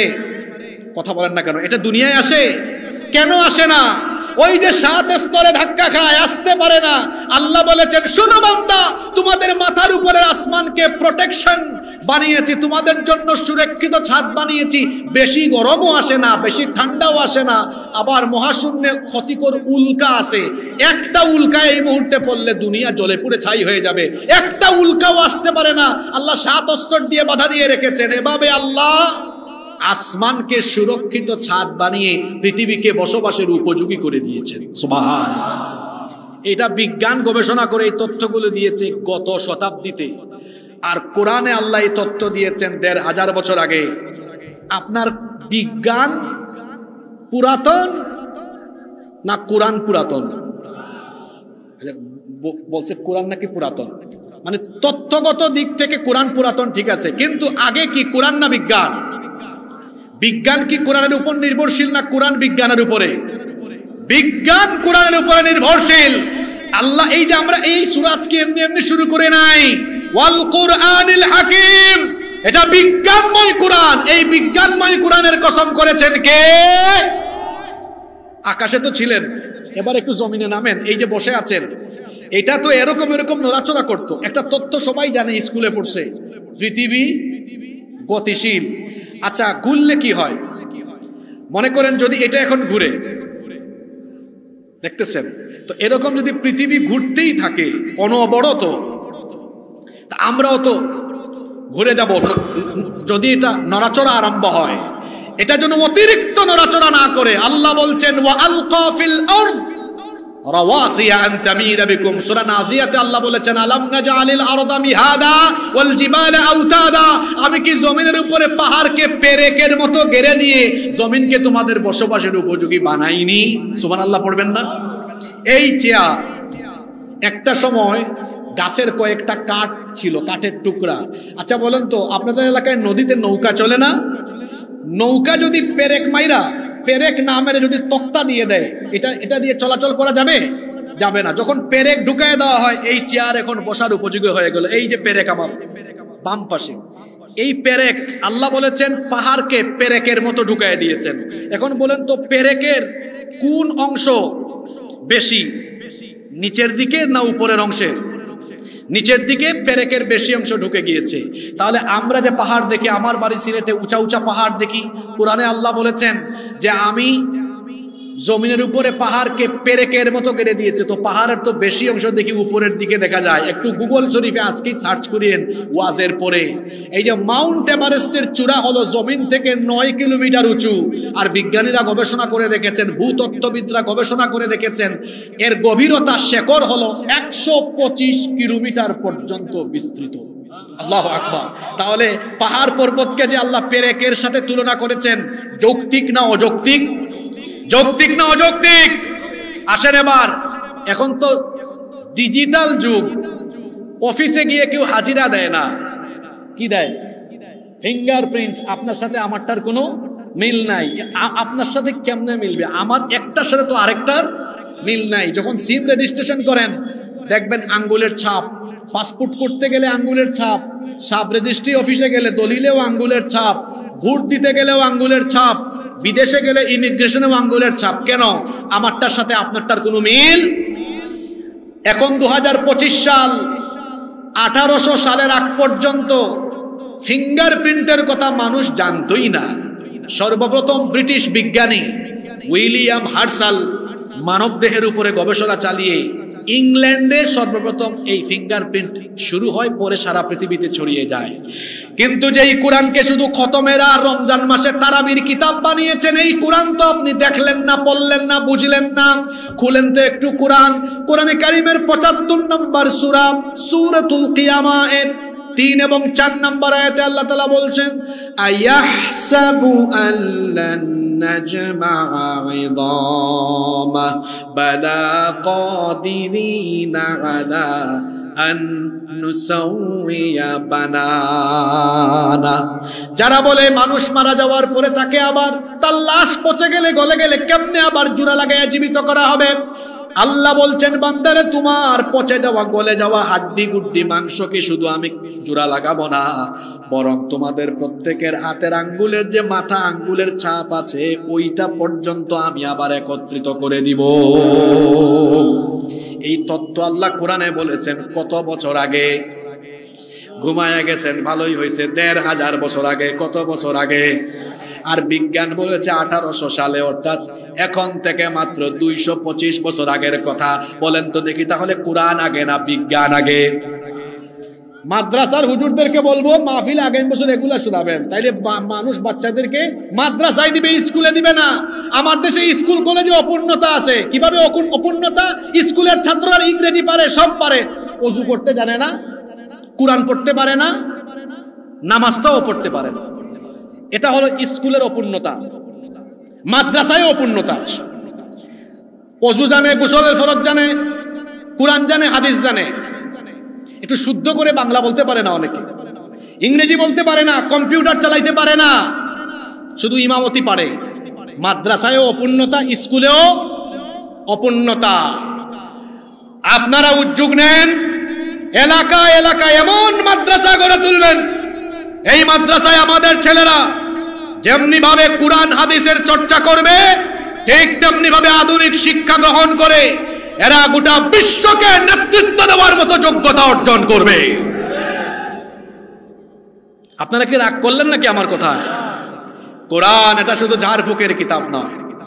এজন্য আল্লাহ তাআলা সূরা ইয়াসিনে বলেছেন, আমার সাথে বলেন ইয়াসিন ওয়াল কুরআনিল হাকীম। ইয়াসিন, বিজ্ঞানময় কোরআনের কসম। আপনাদের কষ্ট হচ্ছে তাই না? এবার মূল জায়গায় চলে আসছি। আল্লাহ এবার বলছেন, যে জন্য কসম করলেন সেই কথাটা এখন বলছেন, যে কারণে কসম করেছেন সেই কথা আল্লাহ এখন বলছেন। সেই কথাটা হলো আল্লাহ বলছেন, ইন্নাকা লামিনাল মুরসালিনা আলা সিরাতিম মুস্তাকিম। নিশ্চয়ই আপনি রাসূলদের অন্তর্ভুক্ত। আপনি বলে কাকে বোঝানো হচ্ছে? মুহাম্মদুর রাসূলুল্লাহ সাল্লাল্লাহু আলাইহি ওয়াসাল্লাম। দেখেন, এই কথাটা বলার জন্য, এটা 3 নম্বর আয়াত, এই কথাটা বলার জন্য আগের 2 আয়াতে প্রথমে ইয়াসিন হরফে মুকাত্তাআত, পরের আয়াতে কোরআনের কসম। কসমটা শুধু করেছেন এই কথাটা বলার জন্য। কোন কথাটা? আপনি রাসূলদের একজন। আল্লাহ কসম করলেন কোরআনের, এরপরে বললেন আপনি রাসূলদের একজন। কেন তাহলে কোরআনের কসম করলেন? কারণ কাফিররা আল্লাহর নবীকে বলেছে যে তুমি তো আসলে রাসূল না। নাউজুবিল্লাহ পড়তে মন চায় না? তারা বলতো 40 বছর তুমি আমাদের চোখের সামনেই বড় হয়েছ, তোমার শিশুকাল, কৈশোরকাল, যৌবনকাল আমাদের চোখের সামনে গিয়েছে, হঠাৎ করে তুমি আবার নবী হয়ে যাও কেমনে? তোমাকে আমরা নবী হিসাবে মানি না, রাসূল হিসাবে মানি না। তারা কি বলেছিল শোনেন, কোরআনে কারীমের 13 নম্বর সূরা সূরাতুর রা'দের 43 নম্বর আয়াতে আল্লাহ তাআলা তাদের কথা উঠিয়ে দিয়েছেন, ওয়া ইয়াকুলুল্লাযীনা কাফারু লাস্তা মুরসালান কুল কাফা বিল্লাহি শাহীদান বাইনি ওয়া বাইনাকুম ওয়া মান ইনদাহু ইলমুল কিতাব। তারা বলে লাস্তা মুরসালা, তুমি রাসূল নও। আল্লাহ বললেন, ও নবী আপনি বলে দেন, আল্লাহ এবং যাদের কাছে কিতাবের জ্ঞান আছে তারা আমার আর তোমাদের ব্যাপারে সাক্ষী হিসাবে যথেষ্ট। কাফিরেরা নবীজিকে বলতো, আল্লাহর নবী যখন বললেন আমি আল্লাহর তরফ থেকে রাসূল হিসাবে প্রেরিত হয়েছি, আমার উপর ঈমান আনো, তখন তারা সন্দেহ সংশয় পোষণ করে কি অজর আপত্তি পেশ করেছিল। কোরআনে কারীমের 25 নম্বর সূরা সূরাতুল ফুরকানের 7 নম্বর আয়াতে আল্লাহ তাআলা বলছেন, ওয়া ক্বালু মা লিহাদার রাসূলি ইয়াকুলুত তাআমা ওয়া ইয়ামশি ফিল আসওয়াক। মালি হাদার রাসূল, এটা আবার কেমন রাসূল? ইয়াকুলুত তাআম, আমাদের মতো খাবার খায়, ওয়া ইয়ামশি ফিল আসওয়াক, আবার আমাদের মতো বাজার ঘাটে যায়। তারা বলল এটা কেমন রাসূল? আমাদের মতো বাজার ঘাটে যায়, খাওয়া দাওয়া খায়, এটা কি করে রাসূল হয়? আমাদের মতোই পেশাব পায়খানা করে, বিয়ে শাদী করে, বাচ্চা কাচ্চা হয়েছে, বাজার ঘাট করে খাবার খায়, এ ব্যক্তি আবার নবী হয় কেমনে? তারা ভাবতো নবী যিনি হবেন তিনি আশ্চর্য কেউ হবেন। তারা আরো বলতো নবী যদি কেউ হতো তাহলে মানুষ কেন, ফেরেশতাকে তো আল্লাহ নবী বানাতে পারতেন। তারা যখন এই কথা বলল, আল্লাহ জবাব দিলেন কোরআনে কারীমের 17 নম্বর সূরা সূরা বনী ইসরাঈলের 95 নম্বর আয়াতে আল্লাহ বললেন, কুল লাউ কানা ফিল আরদি মালাইকাতুন ইয়ামশুনা মুতমাইন্নিনা লানাজ্জালনা আলাইহিম মিনাস সামাই মালাকার রাসূলা। যদি এই পৃথিবীতে মানুষ বসবাস না করে ফেরেশতা বাস করত, তাহলে আমি মানুষকে নবী না বানায়া ফেরেশতার জন্য ফেরেশতাকে নবী বানাতাম। পৃথিবীতে বাস করে মানুষ, এই জন্য মানুষের জন্য নবী ফেরেশতা বানাই নাই, মানুষকেই নবী বানিয়েছি। কারণ ফেরেশতা যদি নবী হতো আমাদের জন্য বিপদ হতো। ফেরেশতা তো পুরুষও না, নারীও না। আপনার বউয়ের সাথে যদি ঝামেলা হয়, এখন বলেন তো ফেরেশতা এটার সমাধান কেমনে করবে? তার নিজেরই তো বউ নাই। আল্লাহ বলছেন দুনিয়াতে বাস করে মানুষ, এই জন্য মানুষের জন্য নবীও বানিয়েছি। মানুষ এবার কাফেরেরা বলল ঠিক আছে বুঝলাম, মানুষকেই যদি নবী বানানো হয়, তাহলে তারা বলল মুহাম্মদ, আমরা বলি সাল্লাল্লাহু আলাইহি ওয়াসাল্লামকে কেন বানানো হলো? কারণ তিনি তো এতিম, তিনি গরিব। উনার মতো একজন গরিব বা এতিম মানুষকে কেন নবী বানানো হলো? তারা আপত্তি করে বলল। কোরআনে কারিমে আল্লাহ তাআলা বলছেন, কোরআনে কারিমের 43 নম্বর সূরা, সূরা যুখরুফের 31 নম্বর আয়াত, আল্লাহ তাআলা বলছেন এরা তখন বলেছিল ওয়াকালু লাউলা নুজিলা হাযাল কুরআনু আলা রাজুলিম মিনাল ক্বরয়াতাইনি আযীম। মানুষকেই যদি নবী বানাতে হয় তো মুহাম্মদকে কেন? সে তো এতিম, সে তো গরিব। মক্কা এবং তায়েফের সম্ভ্রান্ত কোনো মানুষকে আল্লাহ কেন নবী বানালেন না? এটা কি নেতা নির্বাচনের মতো ভোটাভুটির বিষয় নাকি? নবী বানান কে? ঘুমায় গেছেন নাকি? নেতা বানায় তো মানুষ ভোট দিয়ে, কিন্তু নবী রাসূল কি ভোটাভুটি করে হয় নাকি? যে একটা ইলেকশন হবে, যে বেশি ভোট পাবে সে নবী হবে? বিষয়টা এমন নাকি? ভোটাভুটি করে ইলেকশন করে নবী রাসূল হয় না। নবী রাসূল বানানোর দায়িত্ব কার? আল্লাহ প্রশ্ন করছেন আহুম ইয়াকসিমুনা রাহমাত রাব্বিক, এরা কি আমার রহমত বন্টনের দায়িত্ব নিয়েছে নাকি? কারে আমি নবী বানাবো, কারে বানাবো না, এটা কি তারা ঠিক করবে না আল্লাহ ঠিক করবেন? জোরে বলেন, কে ঠিক করবে? এরা যখন রাসূলের ব্যাপারে এরকম আপত্তি করল, আল্লাহ তাআলা সূরা ইয়াসিন নাজিল করে জানিয়ে দিলেন, ইয়াসিন ওয়াল কুরআনিল হাকিম, বিজ্ঞানময় কোরআনের কসম করে আমি আল্লাহ বলছি, ইন্নাকা লামিনাল মুরসালিন, নিশ্চয়ই আপনি রাসূলদের অন্তর্ভুক্ত। আপনি আল্লাহর রাসূলেরা যত যাই বলুক না কেন, আপনি আল্লাহর রাসূল। আর এজন্য কোরআনের কসম আল্লাহ করলেন। এর কারণ হলো কোরআন, এটা হলো নবীজির সবচেয়ে বড় মুজিজা। আল্লাহর নবীকে তো আল্লাহ অসংখ্য মুজিজা দিয়েছেন। আল্লাহর নবীকে দেখলে গাছ আর পাথর সালাম দিত। আল্লাহর নবীর এমন মুজিজা, আমি আপনি আকাশের দিকে আঙ্গুল তুললে কিছুই হয় না, কিন্তু আমার নবী যখন আকাশের পানে আঙ্গুল তুলেছেন, আমার নবীর আঙ্গুলের ইশারায় আল্লাহ তাআলা আসমানের চাঁদকে 2 টুকরা করে দিয়েছেন। এটা হলো আমার নবীর মুজিজা। অসংখ্য মুজিজা আমার নবীর জীবনে ঘটেছে, তার মধ্যে অন্যতম মুজিজা এবং শ্রেষ্ঠ মুজিজা হলো আল কোরআন। এই কোরআনের কসম আল্লাহ জন্যই করেছেন। কোরআন তো কোনো মানুষ বানাতে পারে না। কোরআন এসেছে কার তরফ থেকে? কোরআন কোনো মানুষ যেহেতু বানাতে পারে না, এজন্য আল্লাহ তাআলা বলছেন আমার প্রদত্ত, আমার নাজিল করা কোরআনের কসম করে বলছি, অবশ্যই আপনি রাসূলদের একজন। আলা সিরাতিম মুস্তাকিম, আর আপনি সিরাতে মুস্তাকিমের উপরে আছেন। এরপরে আল্লাহ বলছেন তানজিলাল আজিজির রহিম, এই কোরআন নাজিল হয়েছে এমন এক সত্তার কাছ থেকে। এখানে আল্লাহর 2টা গুণ বলা হলো, আজিজ আর রহিম। আজিজ শব্দের অর্থ হচ্ছে মহাপরাক্রমশালী। আল্লাহর ক্ষমতা সবচেয়ে কম না বেশি? আল্লাহর কেমন ক্ষমতা? নগরকে সাগর বানান, সাগরকে নগর বানান, রাতকে দিন বানান, দিনকে রাত বানান, ধনীকে ফকির বানান, ফকিরকে ধনী বানান। ক্ষমতায় থাকা ব্যক্তিকে জুতা পেটা করায়া ক্ষমতা থেকে নামান, দুর্বলকে আবার ক্ষমতায় বসান। সব ক্ষমতার মালিক কে? খুব ঠিকঠাক দেখি এখন নড়ে চড়ে বসে করলেন। এই সব কথা শোনার জন্য খালি মাহফিলে আসেন, তাই না? কিছু জ্ঞান তো নিয়ে যাবেন। মনে রাখবেন, পৃথিবীকে মোকাবেলা করতে হলে বুদ্ধিবৃত্তিক শক্তি দরকার, জ্ঞান দরকার। জ্ঞান ছাড়া কাউকে মোকাবেলা করা যায় না। খালি মিছিল দিয়া, স্লোগান দিয়া পৃথিবীকে জয় করা যায় না।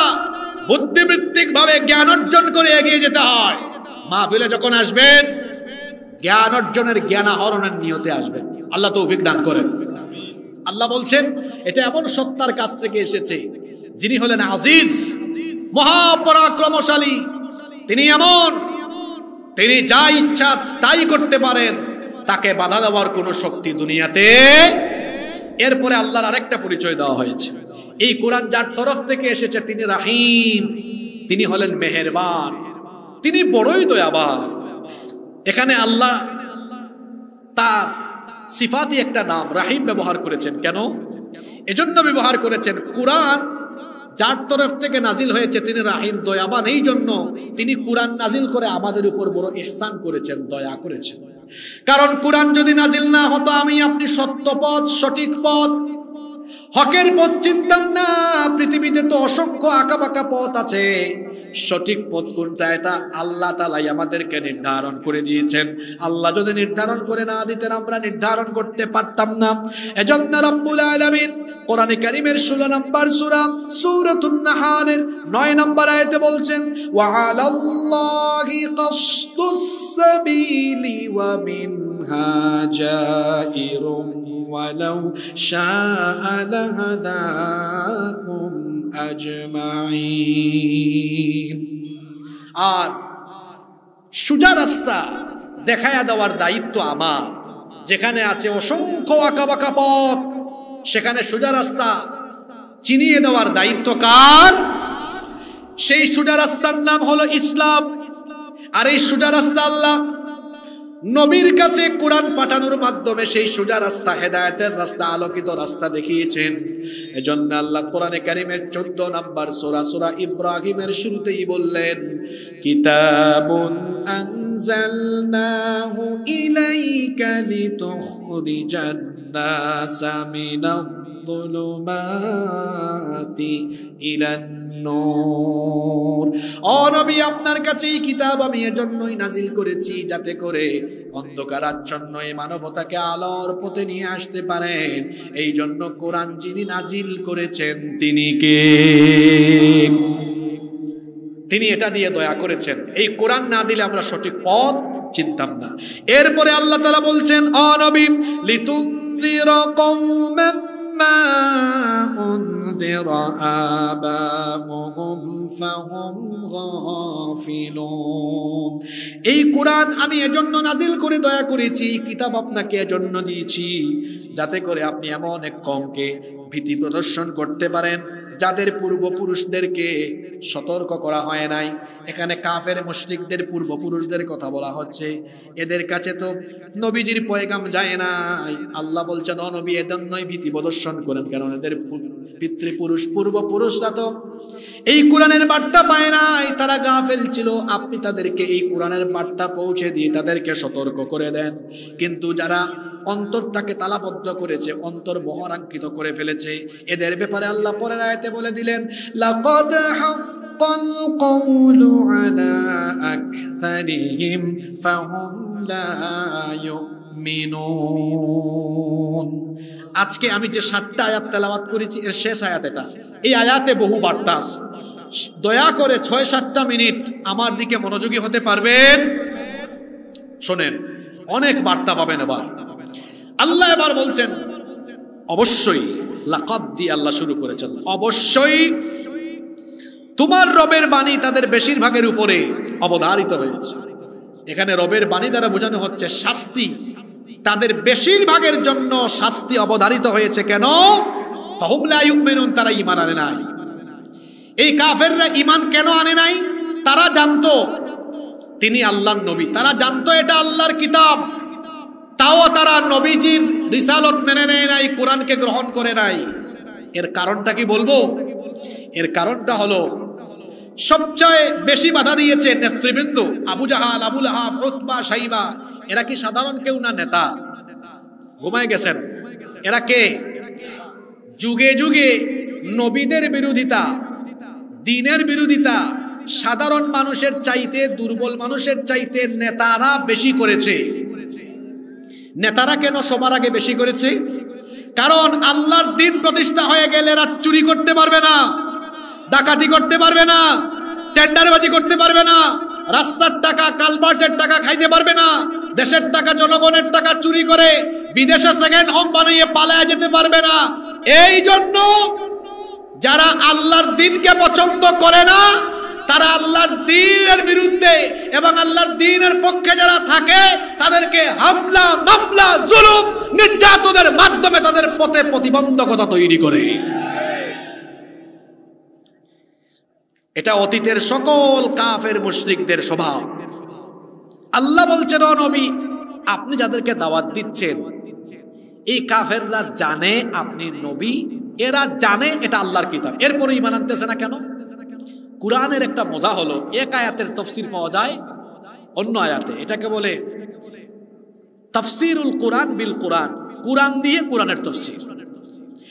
এই আয়াতের সুন্দর ব্যাখ্যা পেয়ে যাবেন আপনি কোরআনে কারীমের 10 নম্বর সূরা, সূরা ইউনূসের 96 নম্বর আয়াতে আল্লাহ বলছেন, ইন্নাল্লাযীনা হাক্কাত আলাইহিম কালিমাতু রাব্বিকা লা মিনুন, নিশ্চয়ই যাদের জন্য তোমার রবের শাস্তি অবধারিত হয়েছে তারা ঈমান আনবে না। ওয়ালাউ জাআতহুম কুল্লু আয়াতিন হাত্তা ইয়ারাফুল আযাবাল আলীম, যদি তাদের কাছে সব নিদর্শন মুআজিজা নিয়েও আসেন এরা ঈমান আনবে না। তারা একবার এসে নবীজিকে বলছিল কি, মুহাম্মদ, আমরা বলি সাল্লাল্লাহু, তুমি যে নবী হইছো আমরা মানি না, বিশ্বাস করি না, তবে হ্যাঁ একটা ঘটনা ঘটাইতে পারলে ঈমান আনবো। কি? তুমি কি পারবা আকাশের চাঁদ 2 টুকরা করতে? নবীজি চুপচাপ মাথাটা নিচু করে ফেলেছেন। আল্লাহ বলেন, ও নবী, মাথাটা নিচের দিকে কেন? মাথা উঠান, আঙ্গুলটা আকাশের দিকে উঠান। আঙ্গুল উঠানোর দায়িত্ব আপনার, আকাশের চাঁদ 2 টুকরা করে দেওয়ার দায়িত্ব আমার। কাফেররা এটা দেখেছে, শোনেন, দেখেছে আবু কুবাইসের দিকে এক টুকরা, আরেক টুকরা অন্য দিকে। দেখার পরে বলে, সম্ভবত মুহাম্মদ আমাদেরকে জাদু করে ফেলেছে। নাউজুবিল্লাহ পড়বেন না? আশেপাশের লোক এতে সাক্ষ্য দিয়েছে সত্যি চাঁদ 2 টুকরা হয়েছে। তারা বলছে না, ঈমান আনবো না। এইভাবে করে নিদর্শন চোখের সামনে দেখেও কেন কাফেররা, কাফের নেতারা ঈমান আনে নাই? নেতৃবৃন্দ কেন বাধা দিয়েছে? একটাই কারণ ছিল, আবু জাহাল। আচ্ছা, এখানে আরেকটা কথা বলি, আবু জাহাল কিন্তু তার নাম না। যেমন চেয়ারম্যান কি কারো নাম? এটা তার পদের নাম। আবু জাহাল কিন্তু তার নাম না, এর নাম হলো আবুল হাকাম। নামটা কি বলেন না? আবু জাহেলের মূল নাম কি? যেমন আপনাদের এলাকায় একজনের নাম আব্দুল করিম, তো মানুষ ওনার নাম ধরে ডাকে না, বলে ভুইয়া সাহেব, চৌধুরী সাহেব বলে না, খান সাহেব, আরো অনেক নামে ডাকে, চেয়ারম্যান সাহেব, ভাইস চেয়ারম্যান সাহেব। এটা কি ওনার নাম? আবু জাহেলের নাম হলো আবুল হাকিম। আবুল হাকিমের অর্থ হলো জ্ঞানীদের পিতা। এখন তার এমন জ্ঞান, এই জ্ঞান দিয়ে আল্লাহও চেনে নাই, রসুলও চেনে নাই। আল্লাহ বলেছেন, তোর নাম আবুল হাকিম না, তোর নাম আবু জাহেল, মূর্খদের পিতা। সুতরাং যেই ব্যক্তি তার জ্ঞান দিয়ে আল্লাহ চিনে না, রসুল চিনে না, এই ব্যক্তি কখনো প্রকৃত জ্ঞানী হতে, অনেকে আছে না, এই দেখেন গত 2 সপ্তাহ আগে এক ব্যাংকে আমি গিয়েছি, এই 2 সপ্তাহ হয় নাই, এই 8 থেকে 9 দিন হবে। ব্যাংকের ম্যানেজারের রুমে আমি ঢুকলাম, একটা জরুরি কাজে গিয়েছিলাম, অফিসের কাজে। তো ব্যাংকের অফিসার একটা প্রসঙ্গ নিয়ে আসতেন তার বাচ্চাকে পড়ালেখার ব্যাপারে। তিনি বললেন, আমি নিজে সেকুলারে বিশ্বাসী, বাচ্চাকেও সেকুলারিস্ট বানাতে চাই, এই জন্য আমি তাকে এমন এক স্কুলে দিয়েছি যেখানে কোনো ধর্মীয় শিক্ষা নাই। আমি বললাম, আপনি এত বিপজ্জনক হয়ে উঠলেন কেন? সে বলে, কোরআনের ব্যাপারে আমার অনেক আপত্তি আছে। তাই আমি বললাম, অনেকগুলো আপত্তি থেকে একটা আপত্তি বলেন। তো সে বলতেছে, ইভলিউশনের ব্যাপারে আমার আপত্তি আছে। বিবর্তনবাদ তত্ত্ব নিয়ে আসলো, মানে সে বিশ্বাস করে মানুষের পূর্বপুরুষ বানর ছিল। কি ছিল? একটা কথা আছে না, যেমন কুকুর তেমন মুগুর দরকার। আমি চিন্তা করলাম এর সাইজ করতাম কেমনে। প্রথমে বুঝাইছি আমি 10-15 মিনিট, বুঝ মানে না। আমি বললাম, ভাই আপনার সাথে আমি একমত, মানুষের পূর্বপুরুষ বান্দর ছিল। আপনারা ভাবতেছেন হয়তো হুজুর একমত হইল গেল কেন? একমত এমনি এমনি হয় নাই, তারা সাইজ করার জন্য একমত হইছে।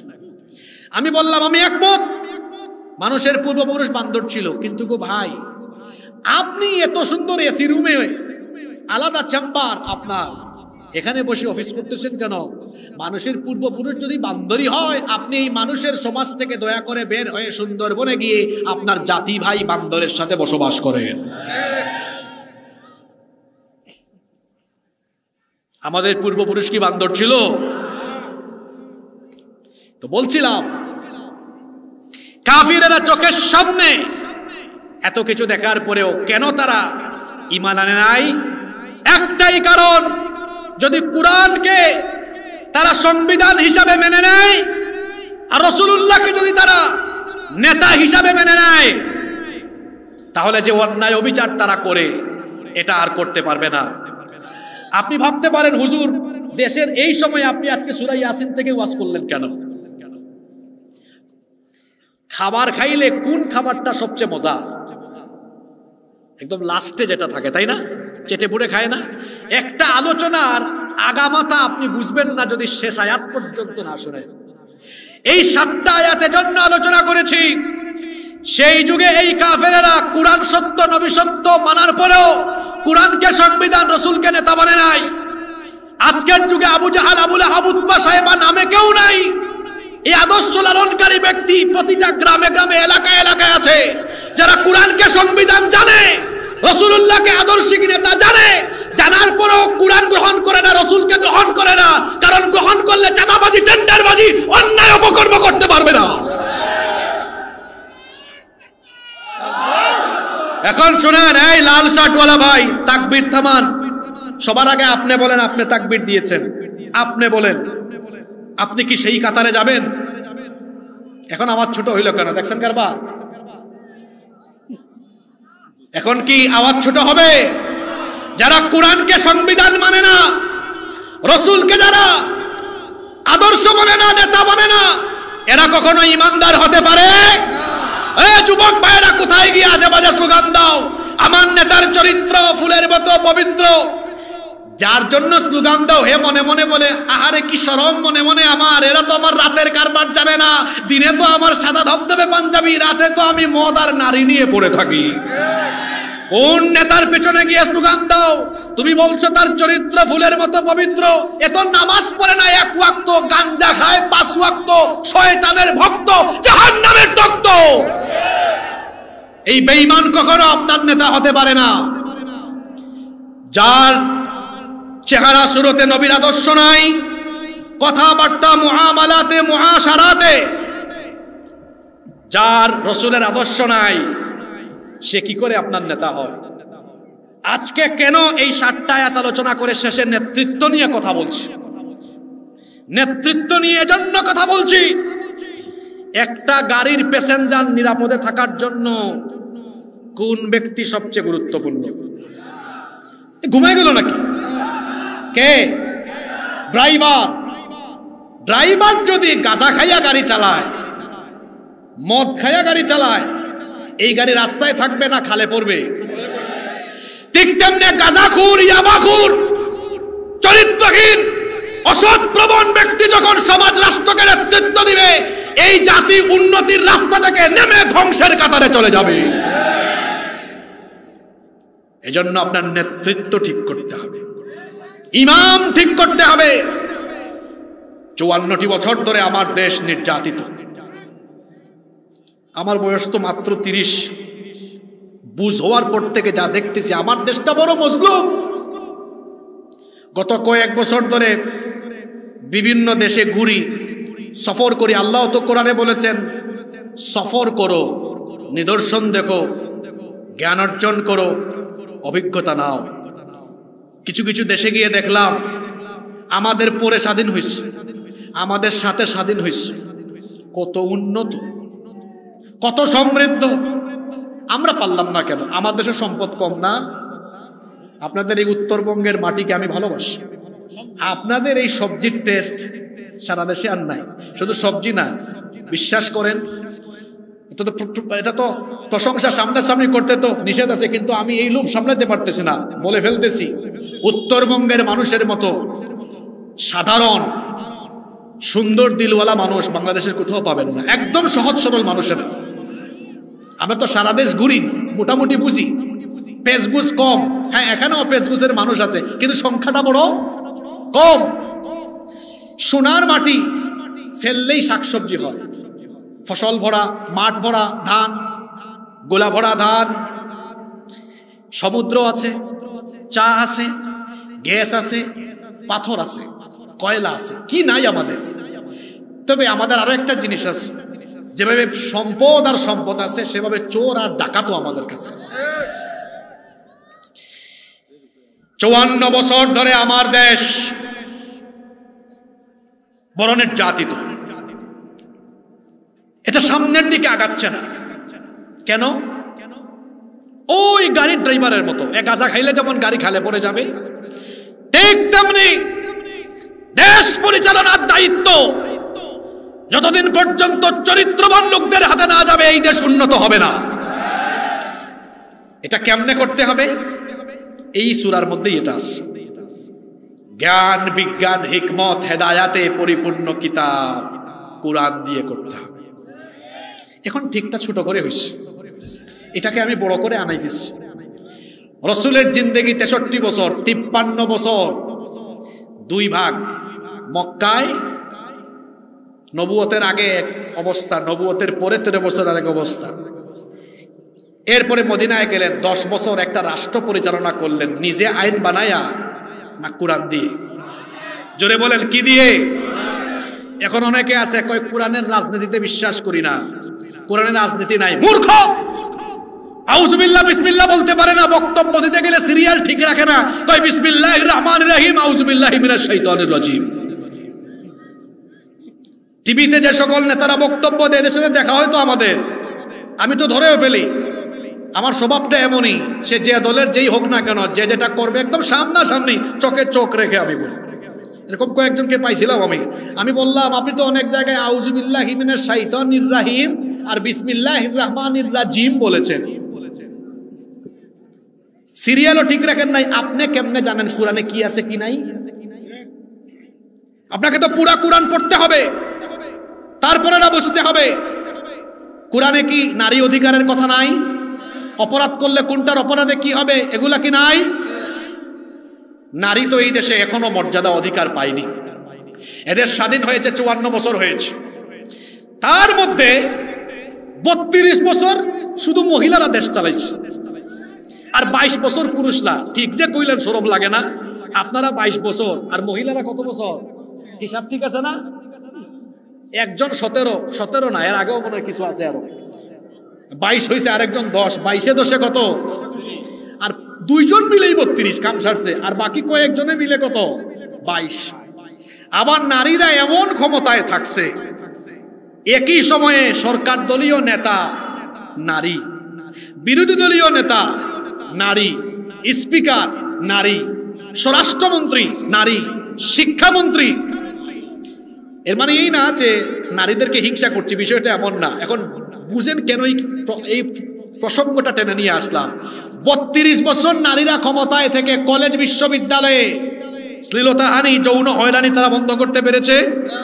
ধর্ষণ বন্ধ করতে পেরেছে? গত কয়েক মাস আগে মাগুরায় আমার ছোট্ট বোন আসিয়াকে ধর্ষণ করা হয়েছে। আমার বোন কয়েকদিন হাসপাতালে চিৎকার চেঁচামেচি করে দুনিয়া ছেড়ে চলে গিয়েছে। ধর্ষক কিন্তু এখনো বেঁচে আছে, আদালতে তারে উঠানো হচ্ছে, এখনো বিচারের রায় মনে হয় নাই। আমার বোন তো চলে গিয়েছে আজকে কয়েক মাস হয়ে গেল। কয় মাস হয়েছে? মোটামুটি 7-8 মাস হয়ে গেছে।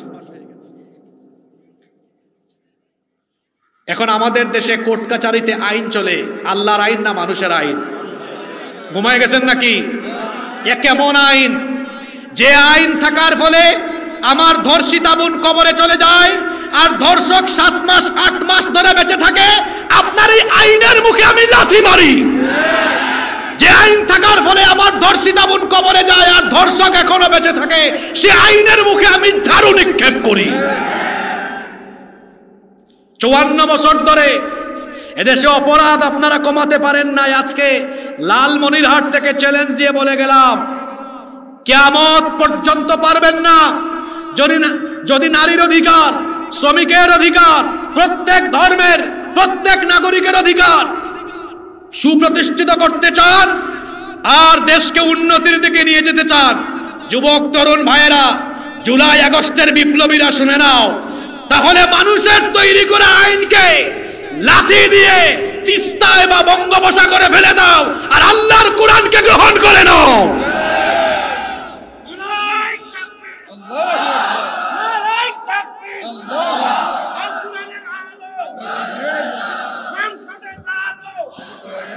বসেন, মানুষের এখন স্লোগান দেওয়ার এনার্জি নাই। এই ওয়াজ হওয়া দরকার ছিল এশার নামাজের পরে, হওয়ার পরে ঘুমের টাইমে এই ওয়াজ হয় না। এই ওয়াজ হওয়া দরকার রাত 8টার পরে।